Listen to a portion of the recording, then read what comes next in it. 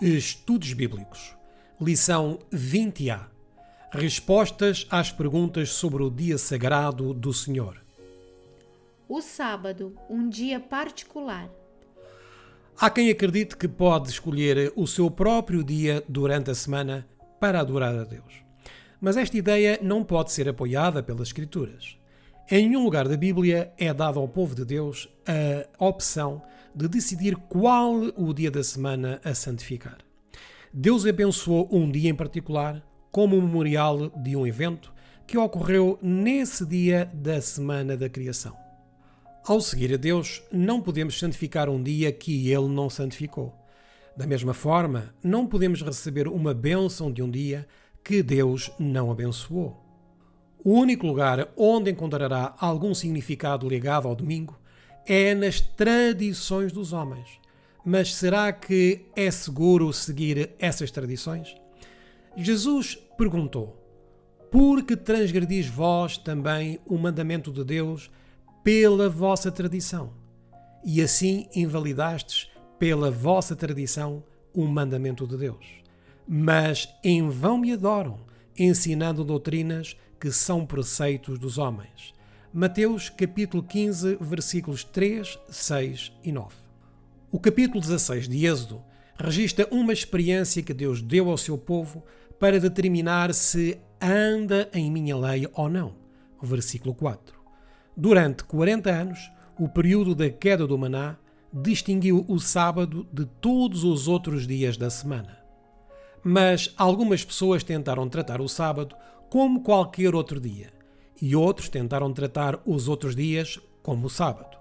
Então o Senhor disse: até quando recusareis guardar os meus mandamentos e as minhas leis? Versículo 28.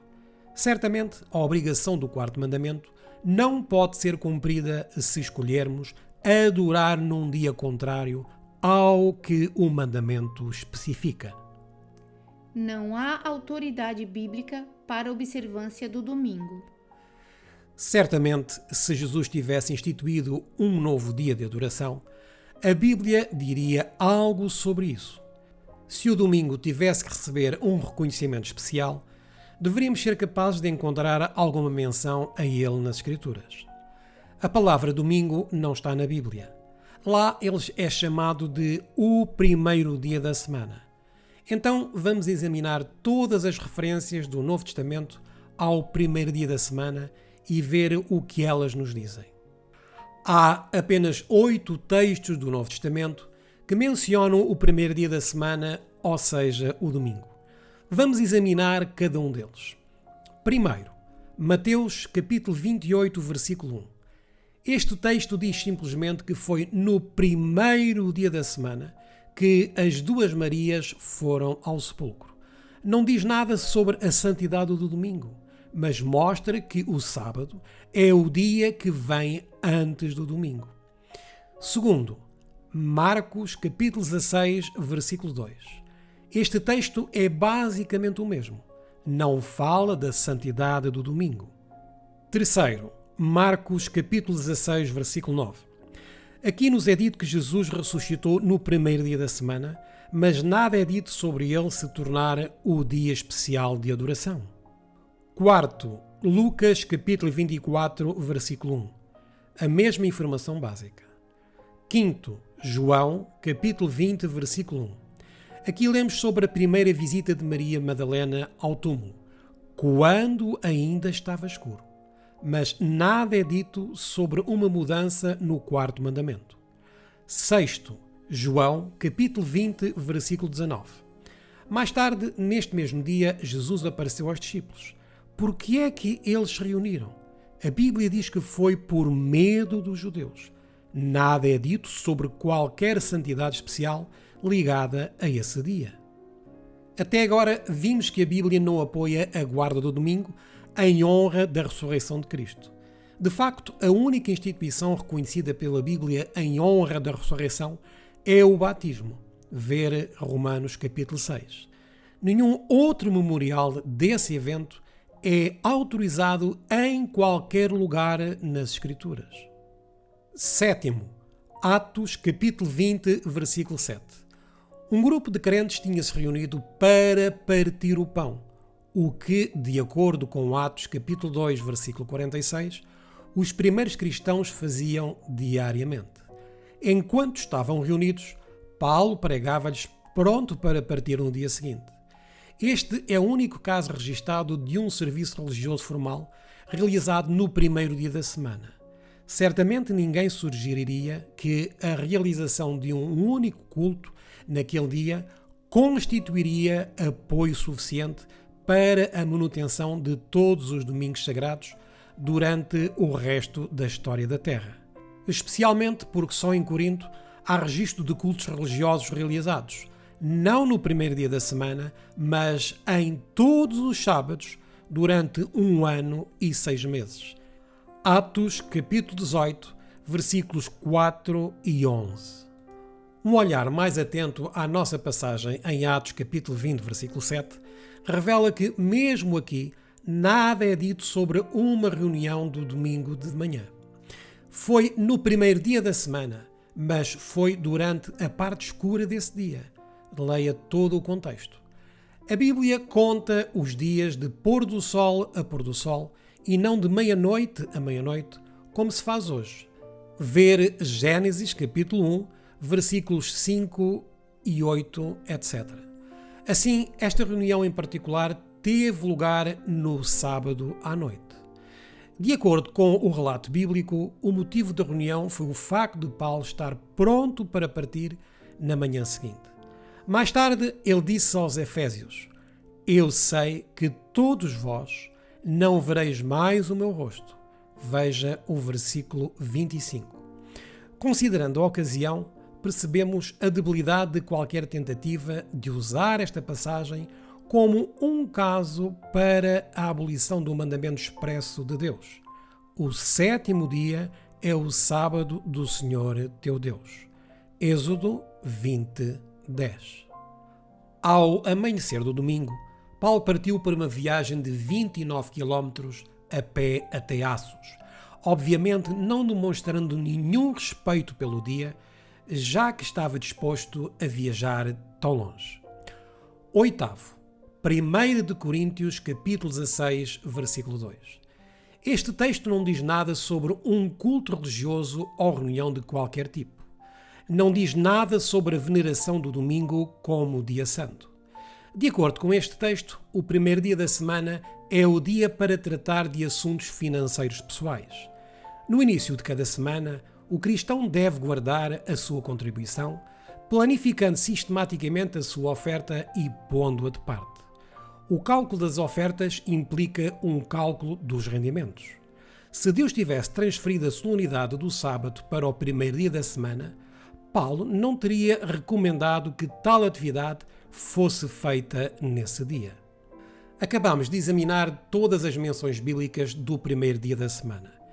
E como podeis ver claramente, não há qualquer indício de uma mudança na adoração do sábado para o domingo.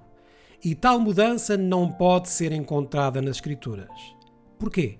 Porque Deus afirma claramente: "Eu sou o Senhor e não mudo." Malaquias, capítulo 3, versículo 6. Paulo e o sábado. Alguns têm afirmado que o apóstolo Paulo nos ensinou a desconsiderar o 4º mandamento de Deus. Eles citam 2 passagens: Romanos, capítulo 14, versículos 5 e 6, e Colossenses, capítulo 2, versículos 16 e 17, para apoiarem essa afirmação. Antes de olharmos para esses textos, vamos pensar um pouco. Se Paulo tivesse realmente defendido o abandono do sábado do 7º dia, poderíamos esperar encontrar uma discussão muito intensa sobre isso no Novo Testamento. Não pequena discussão e contenda contra eles. Atos 15, 2, sobre a questão da circuncisão. Então, onde há qualquer evidência de uma controvérsia sobre o sábado? Não há nenhuma. Quando lhes foi dada a oportunidade de apresentar acusações contra Paulo, os judeus não conseguiram sequer inventar algo que pudessem provar contra ele.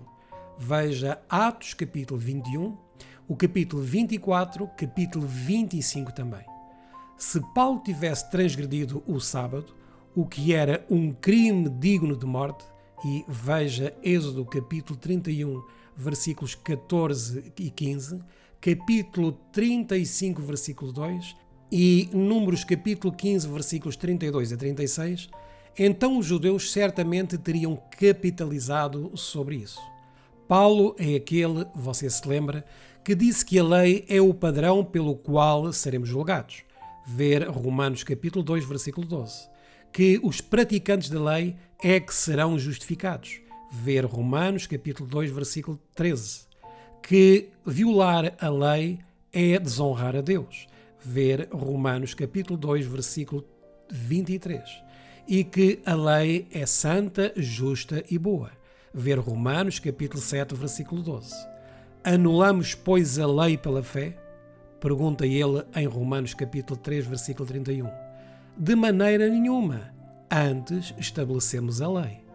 Em Atos capítulo 21, versículo 24, Tiago e os anciãos em Jerusalém afirmaram a Paulo: tu mesmo andas guardando a lei. O próprio testemunho de Paulo corrobora esse facto. Nem contra a lei dos judeus, nem contra o templo, nem contra César tenho ofendido coisa alguma. Atos capítulo 25, versículo 8. Ver também Atos capítulo 25, versículo 10, capítulo 26, versículo 22 e capítulo 28, versículo 17. Qual é então o significado das duas passagens comumente citadas? Romanos capítulo 14, versículos 5 e 6. Esta passagem não menciona nada sobre o sábado. Uma leitura cuidadosa do contexto revela que a discussão tinha a ver com comer versus jejuar. O quarto mandamento não diz nada sobre comer ou jejuar. Trata-se, portanto, de uma questão totalmente diferente. O jejum era uma prática comum nos tempos bíblicos. Marcos registra que os discípulos de João e dos fariseus jejuavam. Marcos 2:18. O fariseu de Lucas capítulo 18, versículo 12, jejuava 2 vezes por semana. Um antigo tratado judaico sobre o jejum, Magilat Tanit, menciona judeus que, na altura, jejuavam regularmente no segundo e quinto dias da semana, ou seja, segunda e quinta-feira. A Didash, escrita mais tarde, adverte os cristãos para não jejuarem com os hipócritas no segundo e quinto dias da semana, mas sim no quarto e sexto dias. Ver Didash 8:1. Paulo diz: um faz diferença entre dia e dia, mas outro julga iguais todos os dias. Cada um esteja inteiramente seguro em sua própria mente. Observe cuidadosamente o versículo 6. Aquele que faz caso do dia seria o que não come, e o que não faz caso do dia seria o que come. Assim fica claro neste contexto que Paulo aqui não estava abordando a questão do sábado, mas estava comentando sobre outros dias que não eram dias religiosos, mas eram dias que ainda eram considerados especiais por alguns. Colossenses capítulo 2, versículos 16 e 17. Esta passagem é apresentada por causa da afirmação de Paulo sobre os dias santos e o sábado. Tem-se afirmado que Paulo estava aqui a dizer que o quarto mandamento já não é obrigatório para os cristãos. Um olhar mais atento, porém, revela que nesse texto Paulo não faz nenhuma referência ao sábado do sétimo dia. No versículo 17, ele nos diz muito claramente que está falando sobre os sábados, que são sombra das coisas futuras, mas o corpo é de Cristo. Por outras palavras, dias que tipicamente ilustravam e apontavam para a obra de Cristo de salvar o homem do pecado. Tais sombras foram instituídas apenas por causa do problema do pecado. Portanto, o sábado semanal do sétimo dia não se encaixa nessa categoria. Tendo sido instituído antes do homem pecar, compare Gênesis capítulo 2 com Gênesis capítulo 3, não foi dado como uma sombra de um Salvador vindouro. Foi estabelecido como um memorial ao Criador, cuja obra já tinha tido lugar. Encontrado na lei moral de Deus, e não tendo qualquer relação com sombras cerimoniais, o sábado semanal do sétimo dia não podia ser aquilo que Paulo estava a falar. O que é que ele tinha então em mente? Havia outros sábados além do sábado semanal do Senhor? Sim, o capítulo 23 de Levítico menciona 7 sábados cerimoniais anuais. Estando ligados a datas específicas, esses sábados poderiam ocorrer em diferentes dias da semana a cada ano, e não apenas no sábado semanal do sétimo dia. Oferta de alimentos e oferta de bebidas. Ver Levítico capítulo 23, versículos 13, 18 e 37.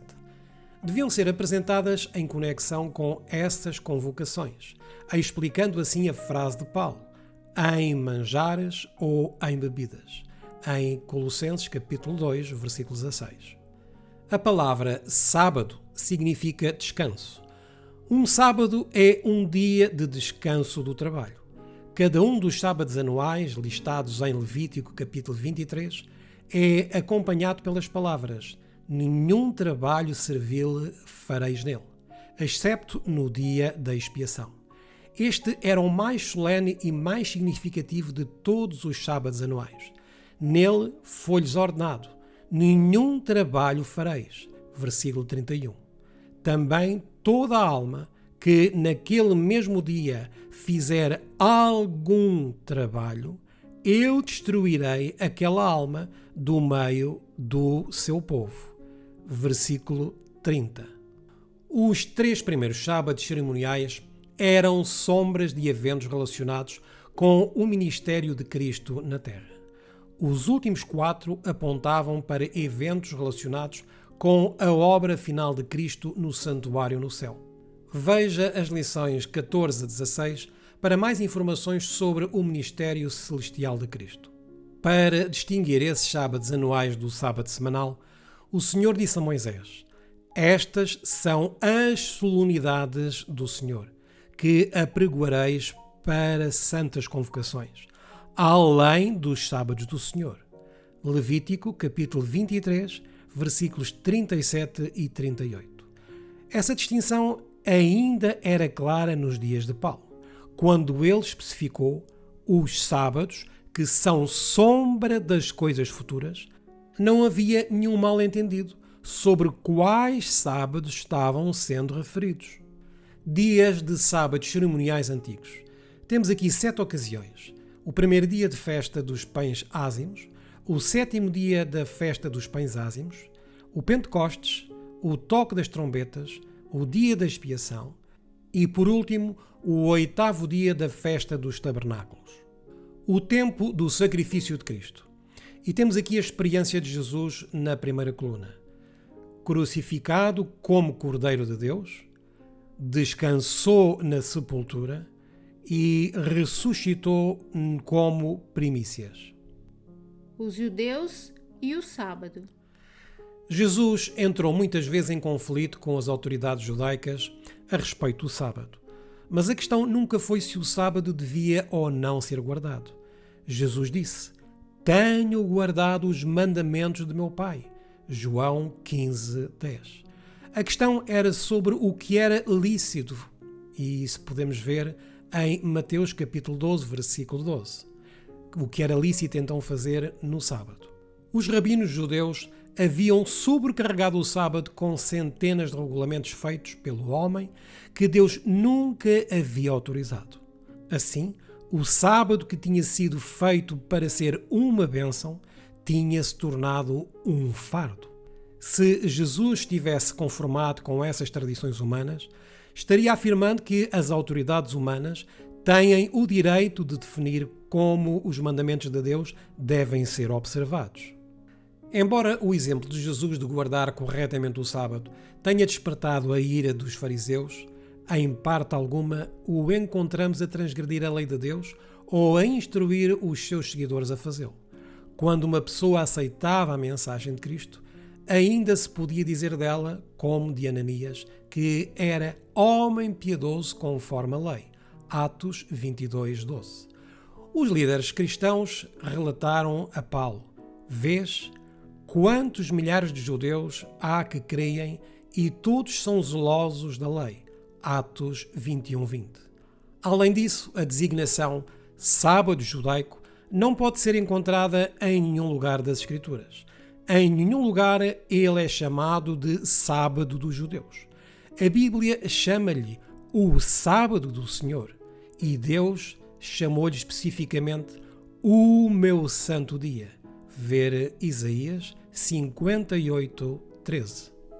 Observe o seguinte. Primeiro, o sábado foi instituído na criação, 2000 anos antes de existir um judeu. Segundo, o sábado foi feito para o homem, Marcos 2:27. Terceiro, observe cuidadosamente em Isaías capítulo 56 e versículos 6 e 7 que gentios seriam aceitos por Deus na sua adoração. E aos filhos dos estrangeiros que se unirem ao Senhor e para serem seus servos, todos os que guardarem o sábado, não o profanando, e os que abraçarem a minha aliança, também os levarei ao meu santo monte e os alegrarei na minha casa de oração.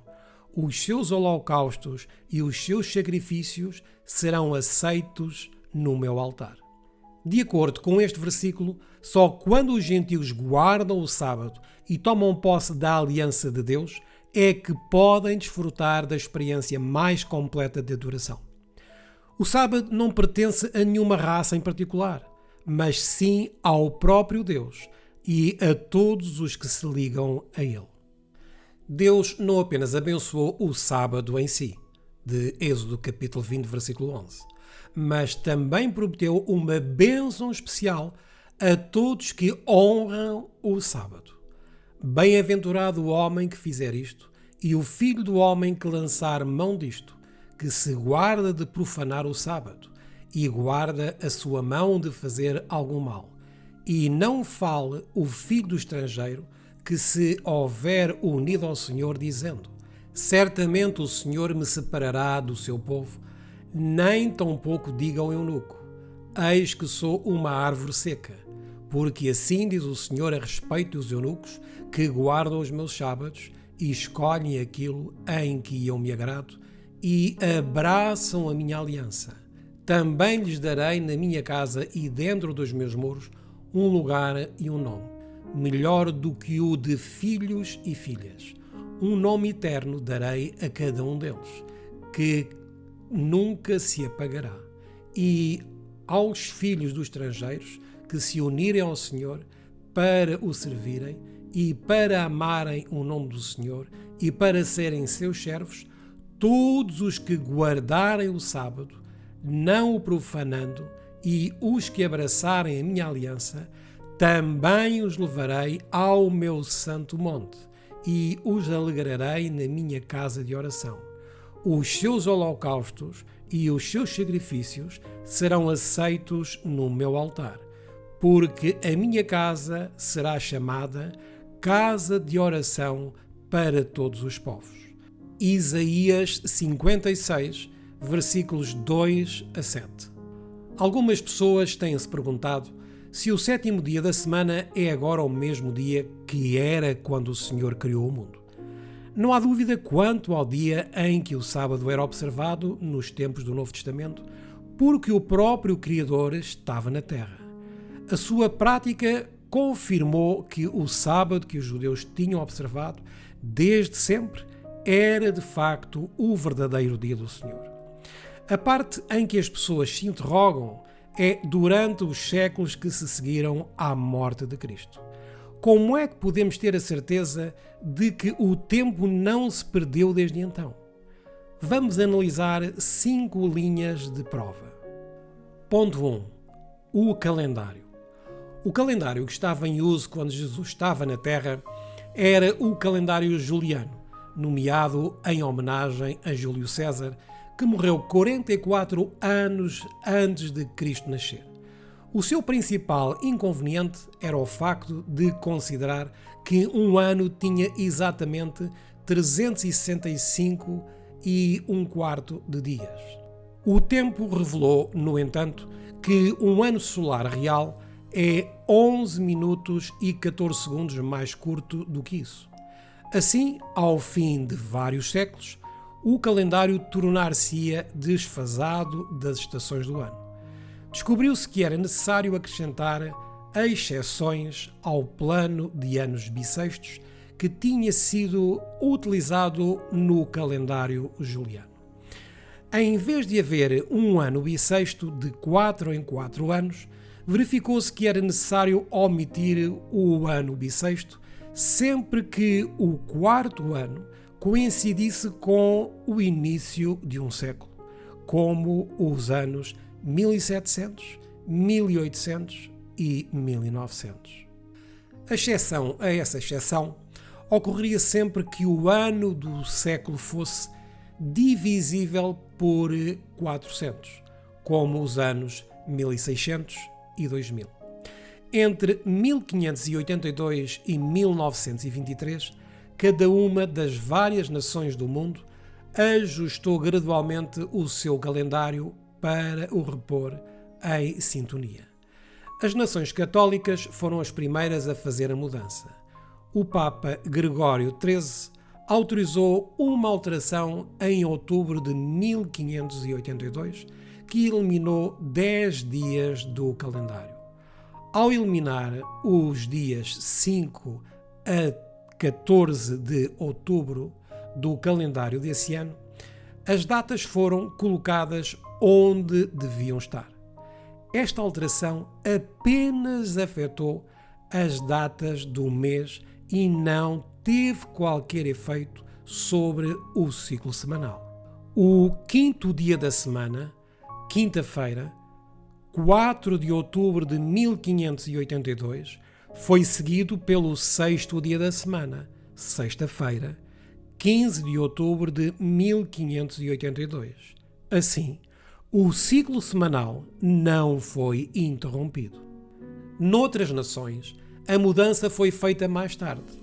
Os países de língua inglesa em 1752, o Japão em 1873, a China em 1912, a Turquia e a Rússia em 1917, a Sérvia em 1919 e a Grécia em 1923. Em todos os casos, o número da data do mês foi ajustado, mas os dias da semana permaneceram inalterados.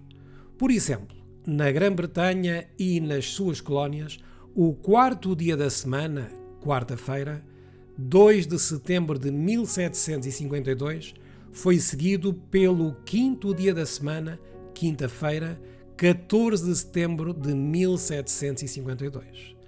Como nem todos os países adotaram a mudança ao mesmo tempo, as datas dos meses variaram de país para país durante mais de 300 anos.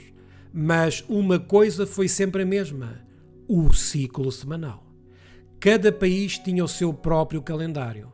No entanto, quando era sábado na Rússia, era sábado na Alemanha, Inglaterra, Itália e em todo o mundo. A Enciclopédia Britânica chama-lhe a uniformidade inalterável da semana. Ponto 2. O povo judeu. Os judeus têm sido extremamente cuidadosos em manter o verdadeiro sábado. Nenhuma mudança lhes passaria despercebida. Ponto 3. Tradição católica. A Igreja Católica remonta aos primeiros séculos da era cristã e uma mudança nos dias da semana não poderia ter ocorrido inadvertidamente sem que os católicos tivessem algo a dizer sobre isso. Mas, como mostram os seus registros, eles têm guardado a identidade do primeiro dia da semana tão fielmente como os judeus guardam o sétimo. Ponto 4. As línguas do homem. Aqui está uma evidência fascinante de um reconhecimento do sétimo dia há muito tempo e profundamente enraizado em todo o mundo. Em mais de 100 línguas, o nome comum atual para o dia que chamamos sábado é sábado. Aqui estão apenas alguns deles: polaco, sobota, grego, sabaton, russo, subata, português, sábado, espanhol, sábado, italiano, sábado. Tivemos a ocasião de investigar os resultados dos trabalhos de especialistas em cronologia e nunca encontramos nenhum deles que tivesse a menor dúvida sobre a continuidade do ciclo semanal. Não houve nenhuma mudança no nosso calendário nos séculos passados que tenha afetado de alguma forma o ciclo da semana. Dr. James Robertson, diretor do American Ephemeris, Departamento da Marinha, Observatório Naval dos Estados Unidos, Washington, D.C. Tanto quanto sei, nas várias alterações do calendário, não houve qualquer mudança na rotação de 7 dias da semana, que vem desde tempos muito antigos.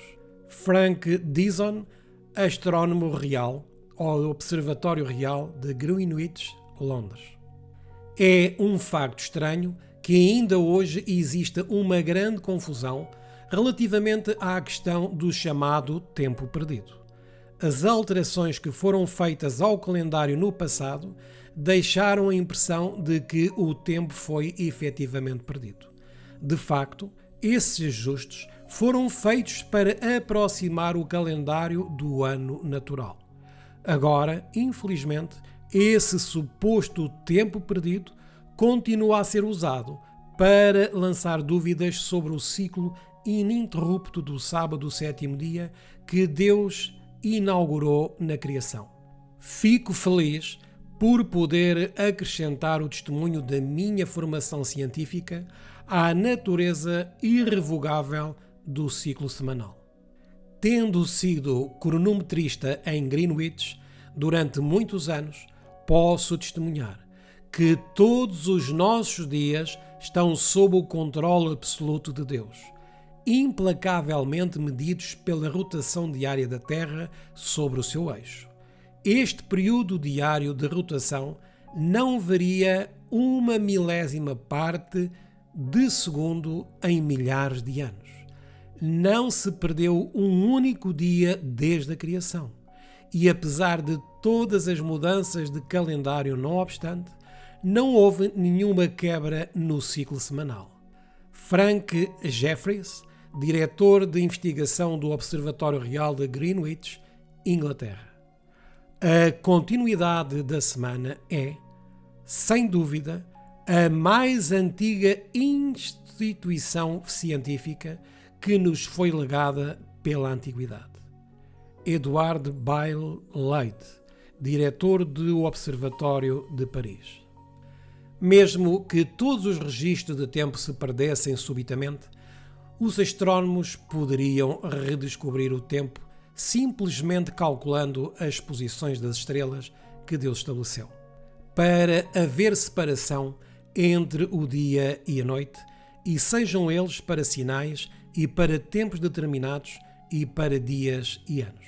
Gênesis, capítulo 1, versículo 14. Uma vez que Deus nos pediu para santificar o dia de sábado, Ele também se certificou de que não haveria confusão quanto ao dia. No nosso próximo estudo, que será a lição número 21, abordaremos o tema Ventos, Ondas e Bestas do Mar. Até lá, desejamos as mais ricas bênçãos de Deus para todos vós.